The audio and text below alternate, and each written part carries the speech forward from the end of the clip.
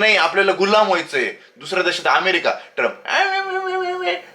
नमस्कार मित्रांनो, आता मी काल एक रील टाकली होती की तैवान 2.33 करोडचा देश असताना आपल्या भारताच्या पुढे गेलाय स्टॉक मार्केट कॅपिटलायझेशन मध्ये.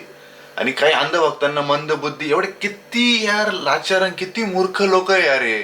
मी एवढं चांगलं सांगू राहिलो त्यांना की तो पुढे जातोय, तर ते लगेच म्हणतात काही दिवसांनी चायना त्यांच्यावरती कब्जा केला, मग तू काय त्याची तारीफ करशील. अरे सिच्युएशन कधीची चालली, आणि चायनाशी आपली बरोबरी फक्त पाकिस्तानशी का करता तुम्ही षट्टोपट्यांनो? तुम्ही बरोबरी चायनाशी करा ना. आज तुम्हाला मी सांगतो, आज आपलं पेट्रोल आणि डिझेल स्वस्तामध्ये आपल्याला भेटू शकतं रशियाकडनं, पण आपले राजकारणी गुलाम झालेत त्या ट्रम्प खाली.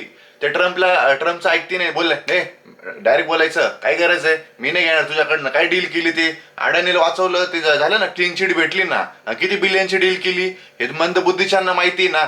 आणि आपल्या लोकांची, गरीब माणसांची मरणूक होतीये. आज आपण रशियाकडनं ऑइल घेऊ शकतो, इराणकडनं सुद्धा घेऊ शकतो. इराण पण द्यायला तयार आहे, रशिया पण द्यायला तयार आहे.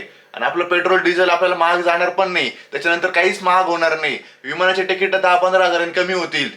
अजून मित्रांनो, आपले पेट्रोलचे रोजचे कामं, शेतकऱ्यांचे कामं, शेतकरी आत्महत्या थांबून जाईल. किती फरक पडेल, एक व्यवस्थित, एक चांगला निर्णय नाही. पण नाही, आपल्याला गुलाम व्हायचंय दुसऱ्या देशात, अमेरिका, ट्रम्प. अरे काय देशाचं वाटोळं करू राहिले, आणि तुम्ही लाजा वाटू द्या. अरे लाजा, तुम्हाला समजायला पाहिजे कोणता राजकारणी काय करतोय, काय वागतोय. सगळं माहित असताना तुम्ही जर मूर्खासारखे वागताय तर काहीच बोलायला शब्दच नाहीये. जाऊ द्या.